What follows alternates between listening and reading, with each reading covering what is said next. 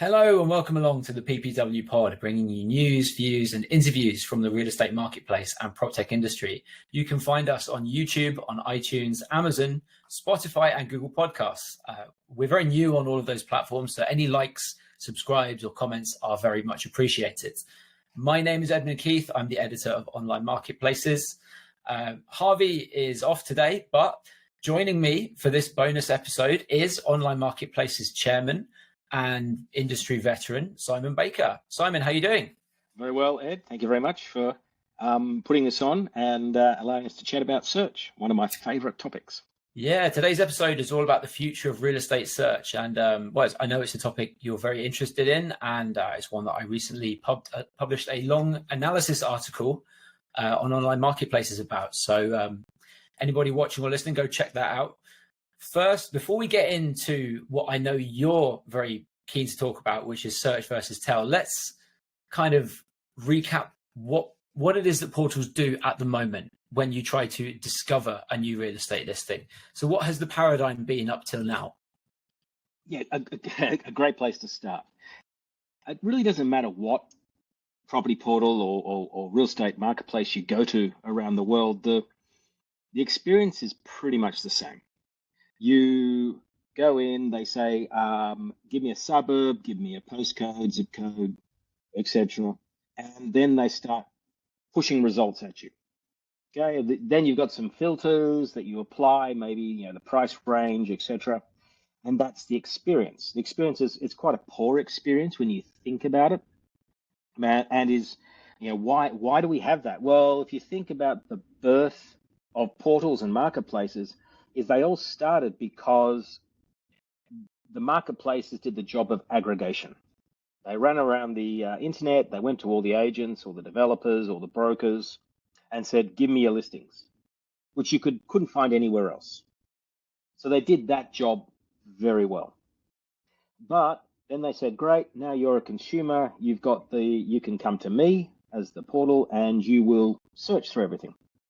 Okay, and you can do the work. Fantastic, enjoy the experience. That's great when you go from a newspaper type experience to a portal type experience. But that was 20 years ago. We're now here in 2024, and we want to have a very different experience. We want to get much closer to what the consumer wants. We want to give them the answers that they're really looking for. And we want to, as a portal, be relevant in their search context. So that's where we start today, which is I think a very poor user experience. Okay, so let's talk about some of the things that real estate marketplaces, and we will use the word real estate marketplaces or try and use the word real estate marketplaces rather than portal when we're talking about a next generation, because that does seem to be the nomenclature of the future. What are real estate marketplaces trying to do to get to that next step? Yeah, so the next step is all about saying, hey, Ed, thanks for coming to the site. I know something about you. I know something about you because of what you've done before. So how you've interacted with me before, what you've searched on, the properties you've looked at, the ones you've dwelled on. So you've spent a lot of time looking at the 3-bedroom, 2-bathroom apartments, and you skipped over the freestanding houses. Okay. So I sort of get an understanding about what you do. I've then got to marry that together with who you are, right? Are you a 55, 60-year-old person who's retiring, downsizing, kids have left? Are you someone who has, entering the first home buyers market? Who are you, and what's your capacity to actually buy a property? So it's by understanding that I can then start to personalize the experience, which to me is the next really interesting step for marketplaces, is to go from I'm just going to give you the search results in the order that I'm going to give them to you, to one that personalizes the experience. So I think really kind of broadly speaking, right now, there are two ways that marketplaces seem to be doing this. They're going down either the direct questioning route, where they will bring up several screens before you even see any listings. They will ask you 5 or 6 questions to gauge who you are, right? So there's some good examples, apartment list in the United States, and search smartly, which is the example I used in the article, where you can't see any listings until you've answered their questions. I find this a little bit annoying, I've got to be honest. What's your thoughts on this way of doing things? Look, I as much as I want to disagree with you, I have to agree with you, because I think anything that you do that makes that consumer experience, think about it this way: consumers are time poor, and so if they have to wait between the idea in their head, I want to search for something, and getting to the answer, and they've got to jump through a lot of hoops, do a lot of searching, do a lot of refining, you're going to lose them, or lose people along the way. And if you lose people along the way, that's one less chance to get a lead, which means one less chance to give results to the advertiser. Therefore, clearly, putting roadblocks in front of someone is probably not the smartest way of doing it. However, just to be contrarian, it's great for the portal, because it's forcing, in this case, you, Ed, going to Apartments List or wherever, to tell them more about you as an individual. So they're qualifying you. Yeah. Now, that's good if they want to show you what you want, but if they determine you're not a good fit, so if they determine you're not a good fit, do they give you worse service in that process? Also, the other kind of question I have with this way of doing things is, I would imagine they have a limit of how many questions they want you to answer, just because, for user experience reasons. How do they know that they're asking the right questions?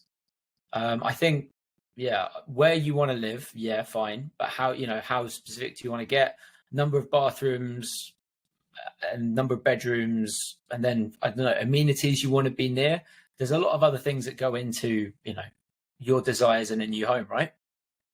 I agree. I mean, and there are, it's these sort of tick a box, enter fielded type questions is very hard to put the right ones in front of someone to help them refine the search. And if it was me, I'd take a different approach. I would probably take the approach of, you ask them, you just say, you got to start that search, give them results, and then allowing them to filter. No different to me going to a kayak searching for a flight.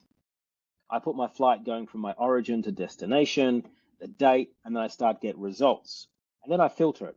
No, I want no more than one stop, or I don't want to spend this much, or I don't want to go from this airport, and so on. To me, it needs to be really handled in that same way. And that filtering mechanism needs to be easy to understand. Now, the problem with filtering mechanisms, it's based on the data that's in the listing. And of course, if the data in the listing is only touching on the obvious things like how much you got to spend, the suburb you want to live, and how many beds and baths, it's sort of not getting to what you were talking about before, which is age and stage of life, other experiences near a park. I like to swim, I like to bike ride, I want to be near a mountain, or so on, right? They're the things that fielded type search and this sort of first attempts at personalization are very, very clunky at doing.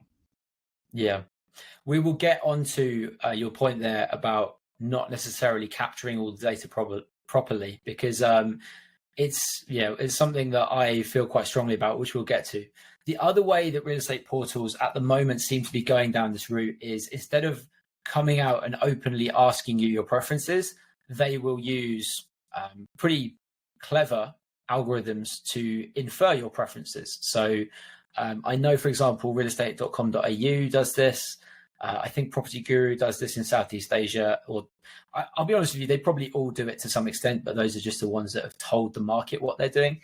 If you spend more time on listings that have a balcony, they will infer that you like balconies in its simplest form, right? Now, to me, this seems like the way to go. You're not trying to change any kind of user behavior, but I would also imagine that this is quite difficult to do. Firstly, you probably need quite clever tech people to do this. And I would also imagine there are limits to what you can capture from each user if they're not logged in. Would that be right? Well, cookies. At the end of the day, I was trawling through my 1.5 gigabytes worth of cookies I found in my Wow. in my and so clearly a lot of data is being captured by me and being shared by me with various websites that I've been on. And I think, through cooking of the user, you can start to get a really good idea of what they're doing. And then clearly two sides of the equation, what's stored on your computer and also what's stored via cookies on the marketplaces servers. So they can then start to customize. And clearly over time, they're going to tag you. They're going to try to get you to engage more, maybe sign up for an email alert or something. That gives them more information about you as the individual.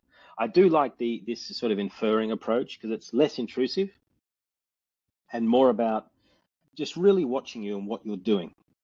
But it still doesn't answer that question about, can you afford this anyway? Maybe you're stretching yourself. Maybe it doesn't understand that, oh yeah, I've got to sell a house, by the way, before I can buy the next one. So there's a bunch of things that it doesn't identify about you when it's all about the quality of the lead that is generated going to the agent. We will be back very shortly with more about the future of real estate search after a very quick message about something we're doing differently at Property Portal Watch Bangkok this year. So, Simon, coming up at Property Portal Watch in just about 6 weeks' time, we have something new and exciting which we've not done before, right? Could you tell us all about the Startup Day? Sure. So the day before the conference, on the 12th of March, we're running the Startup Day. And the Startup Day is designed to help startups in the prop tech industry really get a great feel of what it takes to make their business fantastic. So we will cover everything from how to write a good business plan, how to pitch the business plan, how to raise money, what investors are looking for, what they're not looking for. We'll also talk about when it comes to operations, how to think about picking a good team to work with you, how to focus on what really matters in your business and not get distracted by the bright, shiny lights that come along as you build businesses, and so on. And this is going to be a very interactive, workshop-driven day.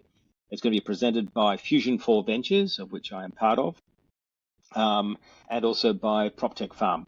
So you're going to have 4 or 5 seasoned and very experienced entrepreneurs and investors, running this session for the day. It is an add-on to the conference. So if you are a startup, it's free. Coming to the conference, you get the Startup Day for free.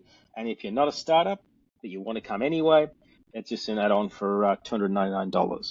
So I hope you can join us on the 12th in Bangkok for the PPW Bangkok Startup Day, followed by the main conference on the 13th and 14th, where we're talking about next generation PropTech and marketplaces. So we've established that basically there's 2 ways that real estate portals can get to know you, the user, a little bit better. They can ask you a direct question, or probably more likely, they can infer what you like from behavioral data, right? Now, I imagine this data is really pretty valuable.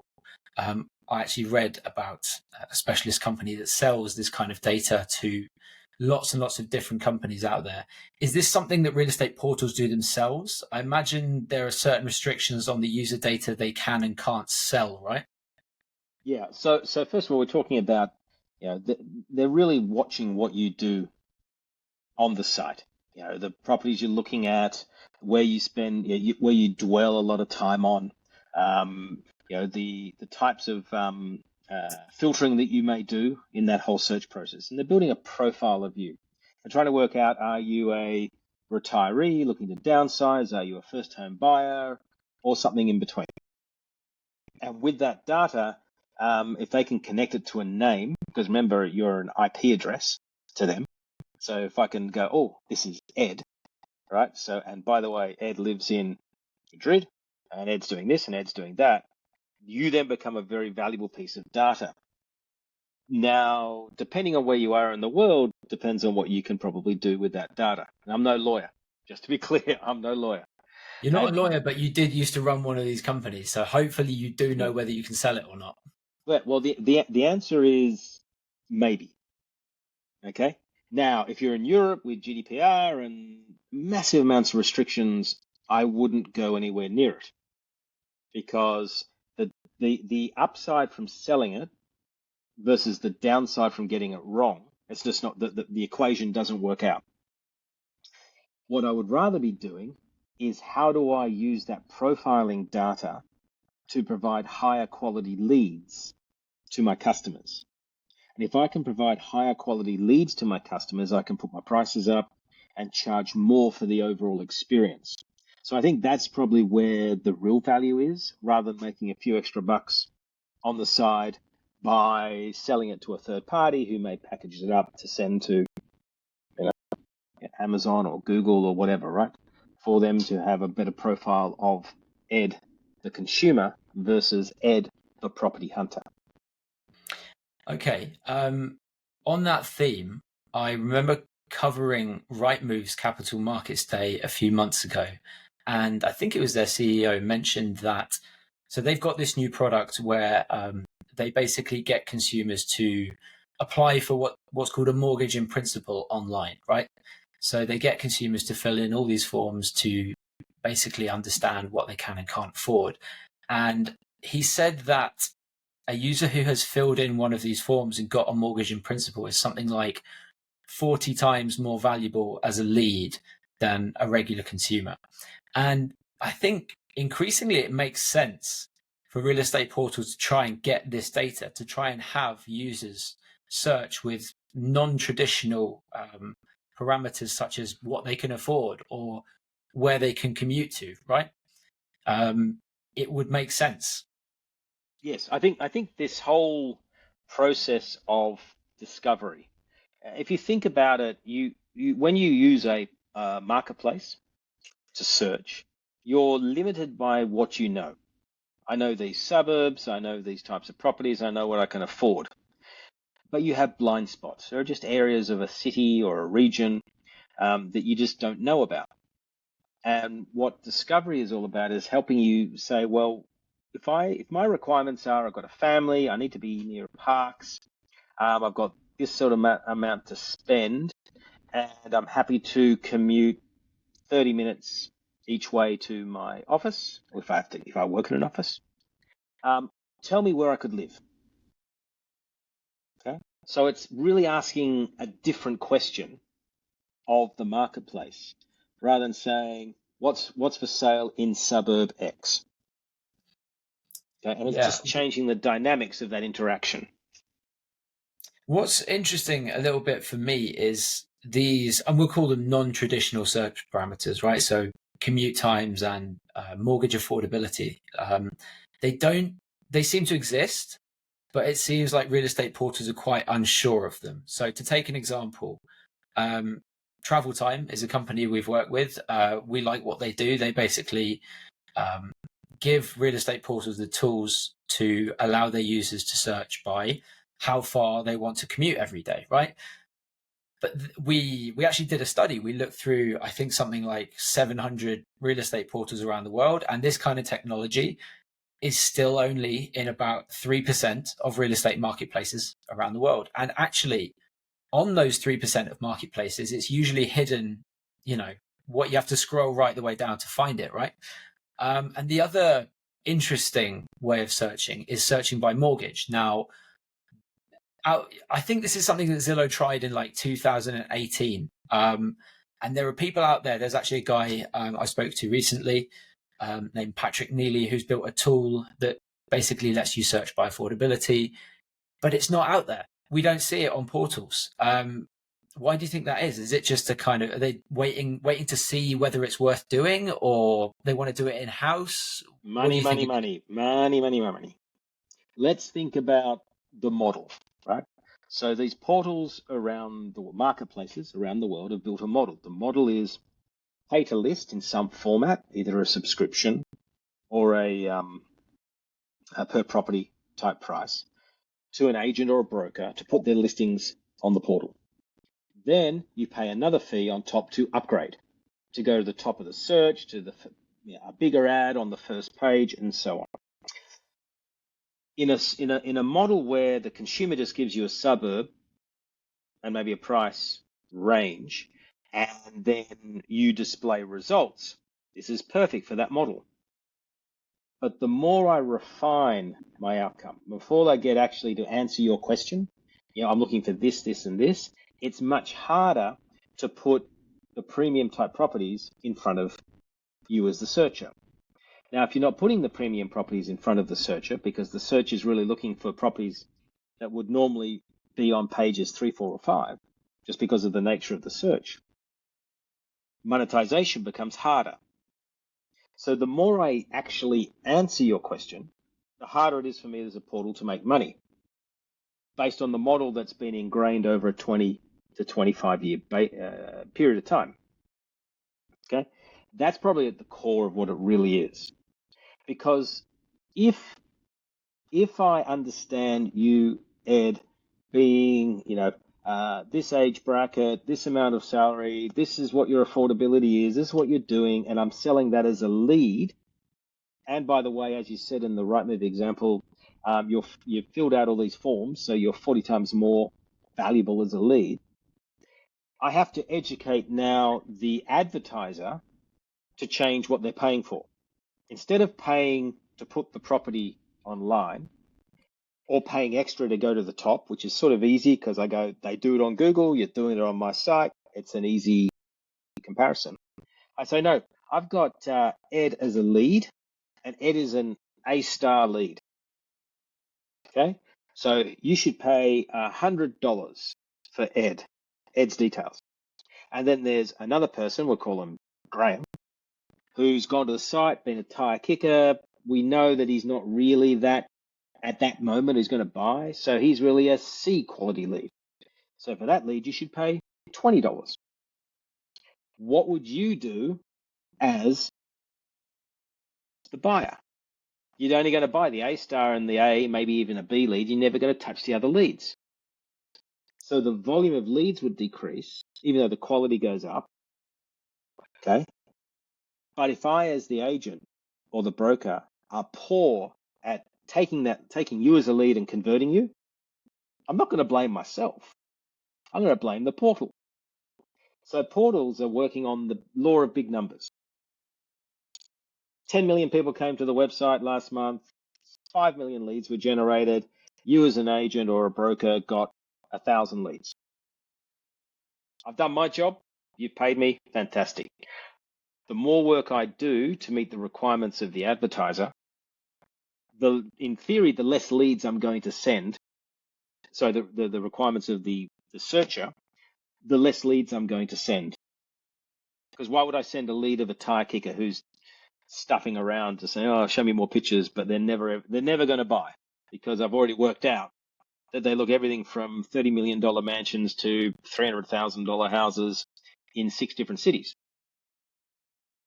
Okay, that's the real core. That's the real problem, is how do you really improve the consumer search experience, personalize it, and help them discover things they've never thought about before, at the same time deliver results back to the person who's paying you. Okay, I'm going to change the question.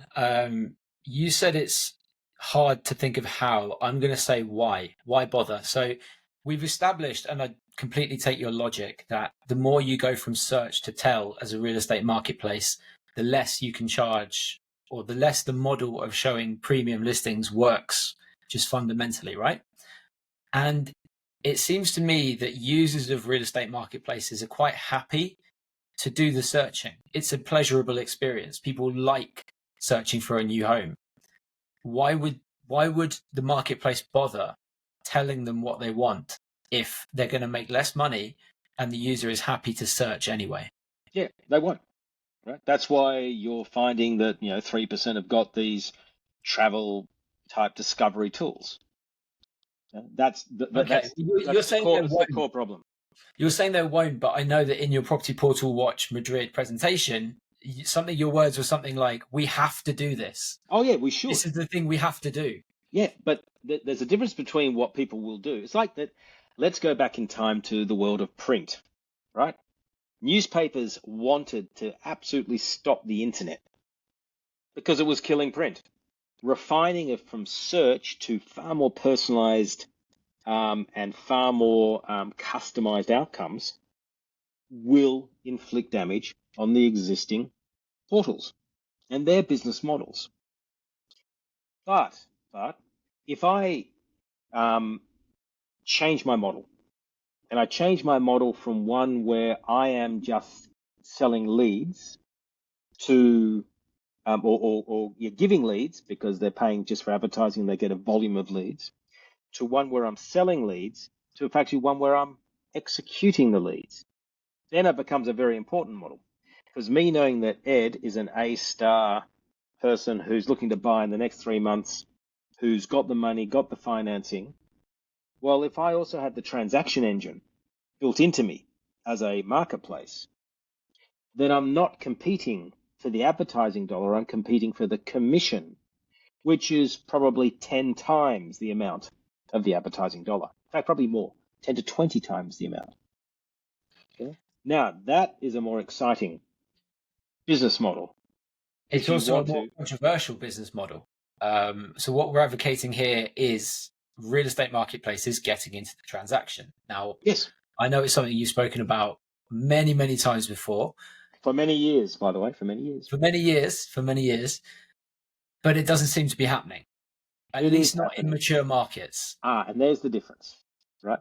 So if you go to the developing markets,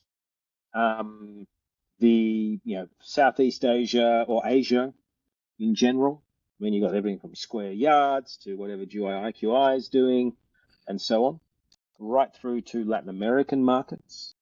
In those markets, the portals and the transaction engine have come together. I mean, look at GUI, IQI in Asia. GUI was a portal. IQI was a transaction. They were a brokerage. They came together. Now they're doing, millions and millions and millions of dollars worth of transactions and sourcing them at a lower cost. Then you go to something more recently, where Life will Connect, which owns Dot Property, which is a marketplace in Thailand, acquired Fuzzwise, which was the transaction engine, put the two together. Why? And there's a fundamental reason why. Because in the mature markets, agents, you can be the REAs and the right moves of the world and capture thousands of dollars per office for advertising. You go to the emerging markets where there's no exclusive transactions, where the agents are it's not like a certification. Anyone can be an agent. They're getting tens of dollars per listing. It's not a viable business model. So through necessity, they're going to that end of putting the transaction engine with the marketplace. And that is where I think the future has to go. The question is, can it go that direction in the established markets? And we'll forget about the US and the MLSs of the world. The answer is, it should over time.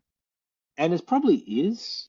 And it's probably happening at the primary listing, so the new developments segment of the market. And it's probably happening where the portal is sharing in the commission with the developer, or the portal is sharing in the commission with a project marketer. And that's the step, right? That's a stepping stone into participating in the transaction. So no, I think it is happening. This may not be happening in the markets that we all look at and aspire to, where it's in Australia or Europe, but it is happening. And if you think about progress over time, and this is less evolutionary and more, less revolutionary and more evolutionary, is that you'll start to see the evolving of these sort of models, where portals with front end traffic are participating in the transaction. And I think we've got an interview coming up in the next few weeks with I think it's Mark from Snow Only, right? And they're doing that. They're sharing the commission. They are the front end portal. They are working with the agents. and they are sharing in the commission. Wasn't that a transaction model at the end of the day? They just don't own the agents. The agents don't work directly for them, but they work with the agents to share in the commission. And that's where you need to go from as you take the millions of people who visit your site and you're filtering them all and working out that the 500 leads or the 5,000 leads or whatever the number is that you're generating every month, that really only 10% are super valuable.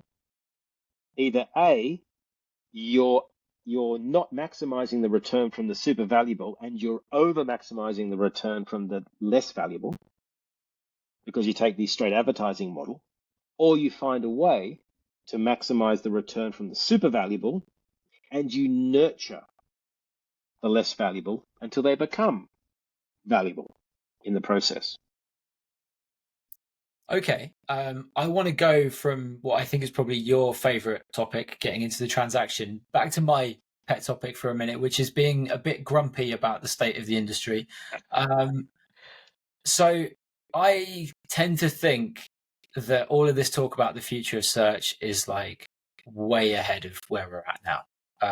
As somebody, and this is a very strange thing to brag about, but as somebody who probably looks through more real estate marketplace websites than anybody else on the planet for all these studies that we do every year, I can tell you that all of this talk is happening in a tiny percentage of the websites that exist out there, right? And kind of what is the point of us talking about this when, and I'm going to use another example that I've used before, my local market leading real estate portal, Idealista, can't even show me the apartments that do or do not have an oven, right? I tend to think that a lot of this talk is really premature when real estate marketplaces don't properly identify or tag features or just data, things in their metadata, right? Yes. But this is, but I think that the inherent skepticism, which is great about it, I think the use of AI is really starting to change that in a number of ways. One is if an agent doesn't enter that there is an oven in the apartment, right? You can't find it with a search. But through AI and the interrogation of pictures, it's now picking up all this extra data. So when you use AI is now starting to become layers on top. And everyone's still playing around with it, trying to work out how best Yeah, to and apply it. part of my frustration with this is that people seem to be playing around with the search rather than the metadata. They seem to be thinking, oh, actually, it's really important for us to build natural language search or voice search, rather than it's really important for us to actually make sure that every single possible field that we could possibly think of is tagged on this listing, and then build the search on, the detailed, nuanced natural language search on top. Yep. But just remember, if I was to teleport myself back to 1998, okay, and you're a bit of an internet junkie, but you're very one of the few of them there, and you'd be really frustrated at the level of listings that are online and the volume of listings online. Okay? And then, but then it took about a decade to really get real estate digitized. So there's this balance between impatience, because we all want what we can dream of yesterday. You can think about it. And the second is the technology there to do it? Well, the answer is with AI, it is. It's there. They can interrogate pictures and go, oh yeah, that's got a blue wall, and it's got an oven, and it's got this, and it's got that. And then the question is, how do portals choose to, or marketplaces choose to overlay that AI and use it? Is it just to allow people to interact, and it really is just taking the text-based conversation and putting it into a fielded-based search? Or is it doing something more intelligent behind it? But then people will start to put meta search on top, like what Machuli used to do at the end of the day. It will look at all the listings in a market, use AI, look at all the listings. It'll interrogate the listings. Oh, there's an oven here. Yeah, Ed wants oven. Well, here on Idealista, there are 5 properties with ovens, and here on Fotocasa, there's another 10 listings, and so on. There'll be meta search sitting on the top. And so that'll then push at speed portals to change what happens. It's nothing like a bit of pressure on top of the portals. I want to end on a question which has just come up to me in the course of our conversation. So we said that for real estate portals, especially in mature markets that have this business model of showing premium listings, they probably aren't really that interested in taking search to the next level at any kind of rapid pace, right? They don't necessarily want to integrate travel time that quickly or whatever. And then we said that, okay, maybe in developing markets where we've got more transactional based business models, do you think they will try and change how users search a bit quicker? Do you think we'll see the next generation of real estate search in a developing market? Oh, I think you can. I mean, I think you'll find there'll be more experimentation, driven by a couple of things. One is, an underlying advertising-driven business model that doesn't pay the bills, so you've got to do something different. And secondly, hunger within the team. And there's a lot of money that's floating around in these emerging markets in terms of people who are experimenting with business models, which is why we hold the Asia Pacific PPW conference. Is we want to look at what people are doing. We want people to share their ideas and thoughts about how they're addressing these opportunities in their markets. Okay, and I think that's where you'll start to see a lot of really interesting emerging technology. Now, if you're someone like a Travel Time and you've identified, built some very good technology and very interesting technology, and you want to sell it to a marketplace, you're going to go and sell it to the people in Europe, UK, US, because they've got the capacity to pay for it and pay the amount of money you want for it. But the people who are most likely to use it are the ones who are in the other markets, these businesses such as Travel Time and PropTechs and so on, who've got great AI-driven technology, have to find innovative business models that are about partnering, maybe sharing of revenue, sharing of transaction-based revenue in those markets. So I think you'll see a lot of innovation in the emerging markets because I just think they're hungrier. Okay, Simon, this is something I'm sure that you and I could go on speaking about for another couple of hours, but we're going to end it there. We'll save any other thoughts we have for another later podcast. Thank you for sharing your thoughts, sharing your time, and until next week. Fantastic. Thanks, Ed. Have a great day.